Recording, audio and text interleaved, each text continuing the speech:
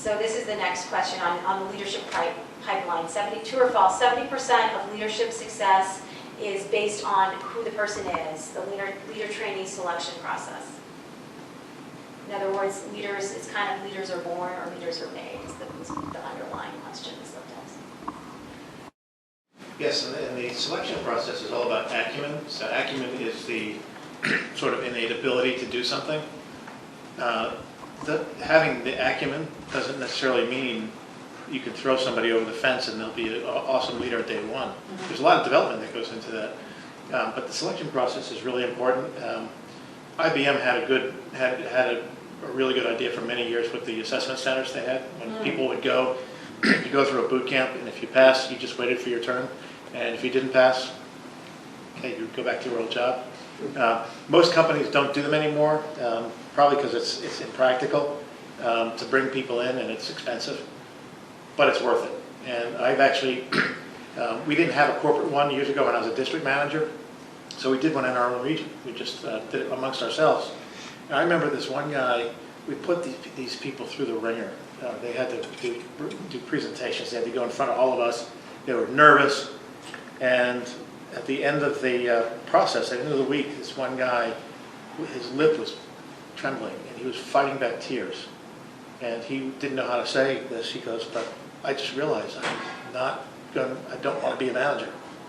And everybody was gasping. And I applauded him. I actually said, this is a good outcome for that assessment center. We didn't put the wrong person in the role. And it was his realization. We didn't have to hit him over the head with it. He realized it himself. That was really good. I'll tell a quick, I think you brought up a great point that if we all talked about who was our top leader, and we all would have different people that we would say, or different characteristics. For me, it's about fellowship.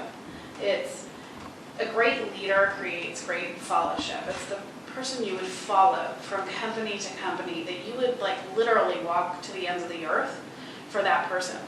That person really, you walk through fire to help them succeed, and they are the person that makes you look good. It's not about making yourself look good as a leader, it's about making your team look really good as a team. And that's that fellowship. And I think you bring up some really great points about, people recognizing that they may never want to be a manager. And that's okay. I mean, I hired someone on my team who was a former MSL, and I recognized in her that she could make that transition into a commercial world. And now she's kind of looking at it going, well, where do I go from here? I don't want to be a manager. She goes, I don't ever want to be a first-line leader. And I'm like, go back and be a medical director. Like, there's so much that she could do, but she in her own mind recognized that she never wanted to lead people. She's like, I hate your job. I would hate what you have to do. And it takes a different type of skill set to like deal with all the other stuff that goes along with being a really good leader. Because it's not just about coaching or mentoring, it's about a whole slew of other things. And you have to manage up and manage down and manage sideways and manage around. And it's really creating that, like, at the end of the day, I want someone to say, I'd walk through fire for her, because that makes me then a really good leader. Absolutely. I agree 100%. Everybody's style is different. So for us, I was reflecting back to what you said before. Really, I've made myself redundant in my own organization at least 13 times over. And there's one individual from this conversation that I keep thinking about, because I put him into a senior position, and he came to me and said, I don't want to be client facing. I want to be on set. I mean, I'll be on site running the programs, that type of client facing, absolutely. I don't want to go through development sessions. I don't want to have these programs. And so we had a very long conversation about what he wants. And from that, he became the head of our virtual instructor-led training, our VILT program. So we found a place for him to continue to grow and push himself that is unique, not only to us in the organization, it's unique to anybody doing improv. So yeah, I think it's about finding the right people to do the right things and then celebrating their diversity, their uniqueness. Well, I can give you a couple of personal examples. First of all, I think that the selection process is extraordinarily important. I believe, John, not necessarily that the person is a natural born leader, but the person has the potential to become one. That's the important part.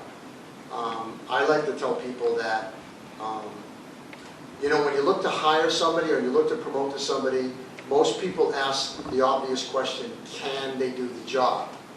And they look at experience and resume and track record, and they do all the homework that they do, okay? And that's good.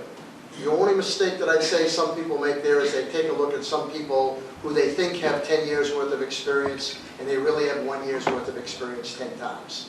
Be careful of that. It happens to a lot of people. Okay? But having said that, that's not usually the determining criteria whether you've made a successful hire. I've made some real doozy hires, real big mistakes in my career. I'm embarrassed to say that, but I did. I've also made some extraordinary hires. And what I found out over the years is that it's not only important to get that first question checked off, can they do the job? The most important question is, will they do the job? And that has everything to do with motivation, willingness to have a growth mindset, or if you know about the static or growth mindset, their willingness to develop, humility and a standpoint of what I like to call healthy self-confidence. And what I mean by healthy self-confidence is these people know what they know, and they know what they don't know, and they are willing to ask questions and learn. That's a healthy self-confidence. You look for that in leaders, okay? As opposed to arrogant people. And I say most of the mistakes that most businesses made are usually based on either ignorance or arrogance. One of those two. So I think the selection process deals with will they do the job, attitude, mindset, philosophy. And when I evaluate people, I do that right now for my clients, is I will go through an assessment where it's not just the personality. You can do a DISC test, you can do a lot of good tests, but you have to go deeper than that. You have to really find out what their self-esteem is all about, what drives them, what motivates them. And I've written a book called Three-Dimensional Leadership. It's actually a college textbook that I wrote on leading biotech companies. It's very expensive. I teach to my graduate students. I decided to put together a small ebook. It's called Becoming a Three-Dimensional Leader, because I wanted to get more reach. It's like $15 on Amazon. By the way, I have copies of it down at Ken's booth. If anybody's interested in a copy, I'll give it to you free. Okay? It's called Becoming a Three-Dimensional Leader. And the reason why I think this is important for the selection process. I really believe that there are 3 dimensions to leadership, and one of them is the strategic development. There are some people that are strategic leaders. They are always in the future as a dimension. They're always thinking ahead. How can I make my company better? How can I do things cheaper, faster? They're never satisfied with the status quo. They're always concerned about the future. And they think differently, they act differently. And then you have the performance leader. The performance leader is more like the common thought you think of as a manager. Like they get things done. You give me something, I'm getting it done. If you're in the military, you want me to take that hill, I'll take it. Strategic leader might say, are we sure that's the right hill to take? They think a little bit differently, as opposed to, I'm going to take that hill come hell or high water. And then, of course, the third dimension is servant leadership. That's kind of the common thing that everybody's teaching, emotional intelligence, great stuff, emotional intelligence, servant leadership, you should have that. That's the only way you can basically leverage yourself. But understanding where your strengths are in terms of strategic leadership, performance leadership, or servant leadership goes a long way to determining what assignments you should take on, who you hire, what positions you put people in. There's a lot of insights in the book that I'd love for you to tackle. Okay? So I really believe that the selection process is an extraordinary part of the whole succession planning process. Because one of the things I will say that, there are too many, and I really believe this strongly, there are too many smart and immature people in positions of leadership. And it's unfortunate. Those are not the people that belong there. I would rather have a person that's moderate intelligence, but is mature and has a healthy self-confidence. Those are the people I want to follow. All right, so we're going to go to the next question. If anybody has any questions for the panel, feel free. Do you notice a difference in developing leaders on the commercial side versus the science side? I love that That's a great question. question. Yeah, you just stepped into something right there. I love that question. If you knew me, that. Yes, no, there is. So there's a huge difference, and it has to do with the population you have at hand. So when I go into a client and I look at, I always proactively look at leadership issues being root cause of some of the reasons why they're bringing me in. And typically in the pharma business, life science in the U.S., they've done a pretty good job of vetting and developing their first-line managers. There's a pretty strong recognition that that's the number one point of value in a corporation in terms of revenue. And the technical, especially some of these big technical organizations, Merck had 14,000 people in R&D, so you can figure they probably had somewhere around 1,500 to 2,000 managers. You can't just go in and wipe out all the managers, fire them all, and hire new ones. It doesn't work that way. So you have to sort of deal with what you have, and that's where the development comes in, and then sort of chip away at the bottom of the barrel as best you can. You have to have a different expectation.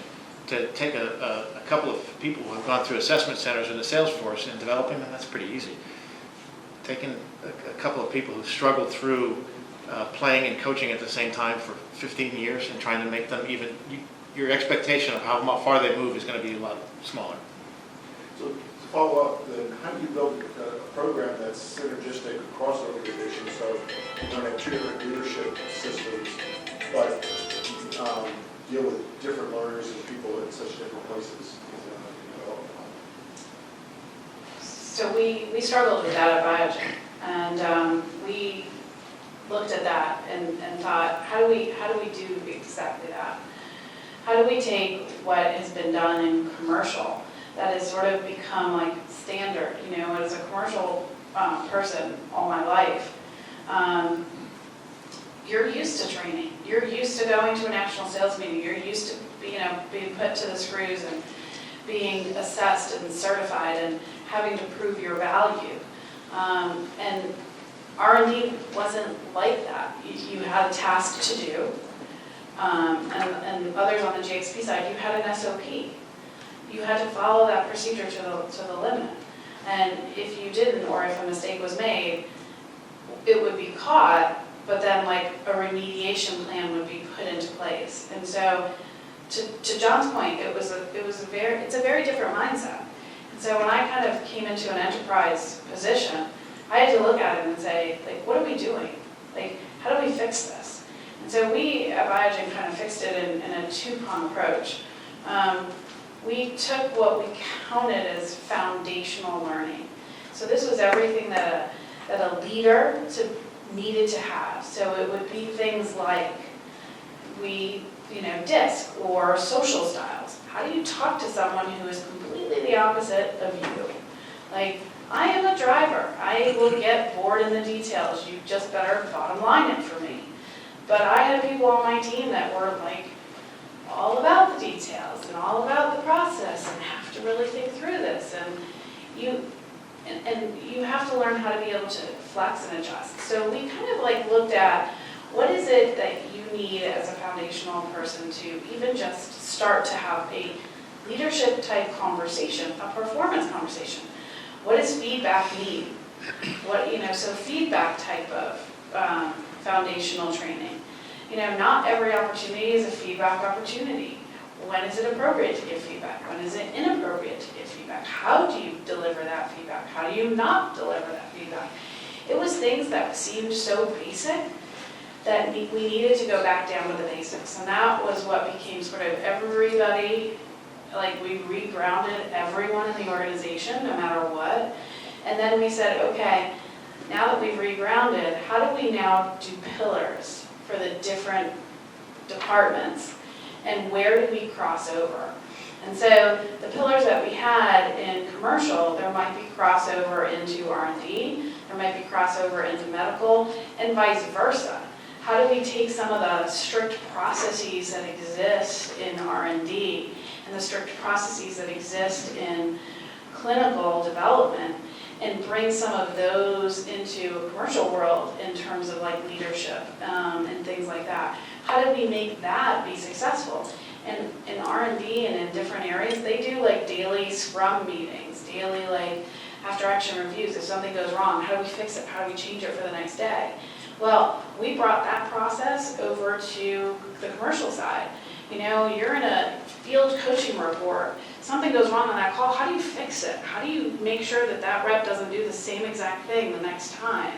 So it's finding those nuances, which can be tough, and you have to get like kind of involvement of everybody to agree that that's the approach you took. That's one way we did it. I don't know if anybody has other opinions on it. Oh, you have one right there. Oh, yeah. I'm in the middle, this is like awkward. With microphones. Well, you know, since I was in the R&D business, you know, my approach to leadership was a little bit different, and that is that I do think you teach leadership different to the R&D folks than you do to the commercial folks. Not only because the people are different, the culture is different, I think the metrics are different. What I wanted my leaders, my technical leaders to do is, I wanted them to be able to generate and sell their ideas. And after all, if you're in R&D, you're in the innovation business, okay? You're not in the marketing and sales, you're in the innovation business.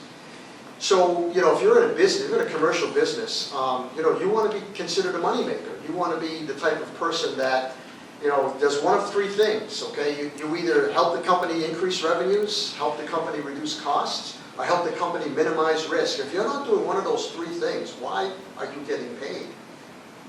Okay?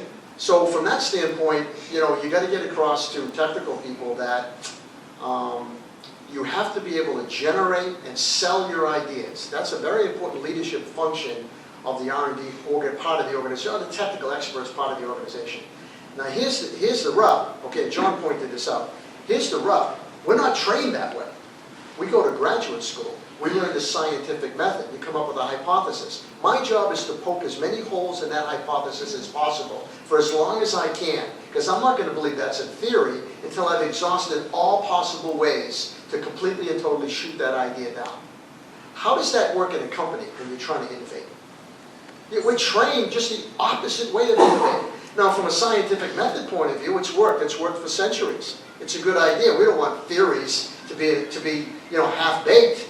We want them challenged. But when you're in an organization, how do you get the mindset to shift? When you get to be a division director, you get to be a vice president of R&D, that's where the mindset has to be. Look at, my job is to bridge the cultural gap between commercial and technology. That's my job. My job is to come up with ideas, my job is to generate ideas, and I've got to sell them to the commercial side and get that feedback. So that's like an important part of leadership training that I think the technical people need.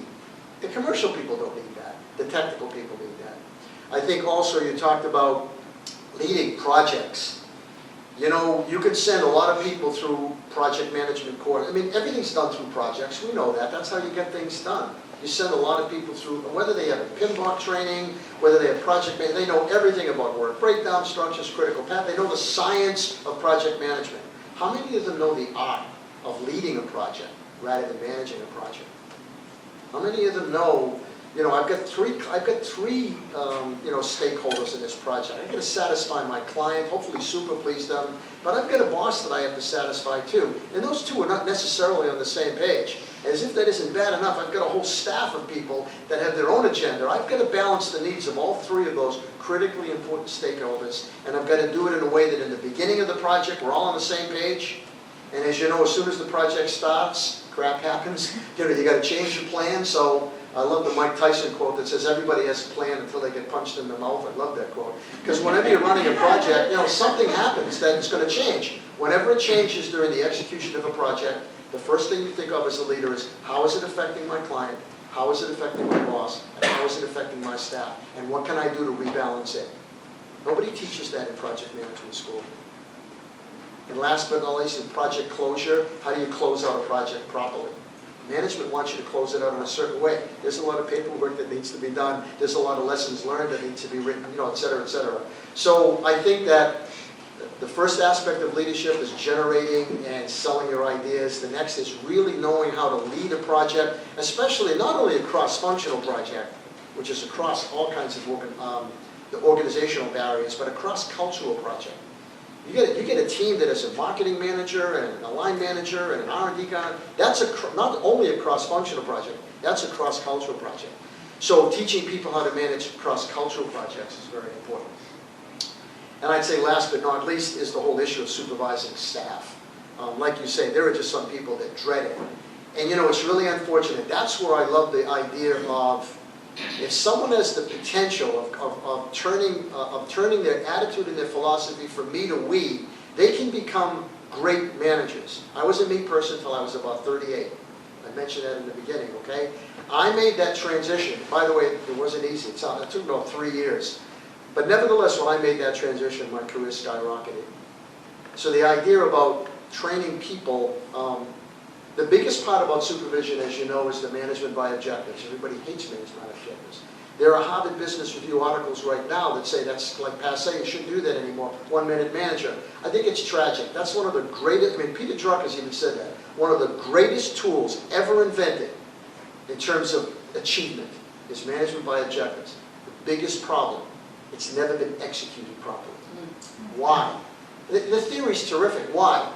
You ever go to a meeting with your boss and you sit down and talk about next year's objectives? What does your boss usually do? Spends 55 of the 60 minutes telling you what the organization needs from you. And then, oh, by the way, the last 5 minutes, you know, you want to develop something, you know, you got to develop yourself, go take a course. Okay, that's management by objectives. No, that's not. It's no wonder why people aren't engaged. It's no wonder why they hate their bosses.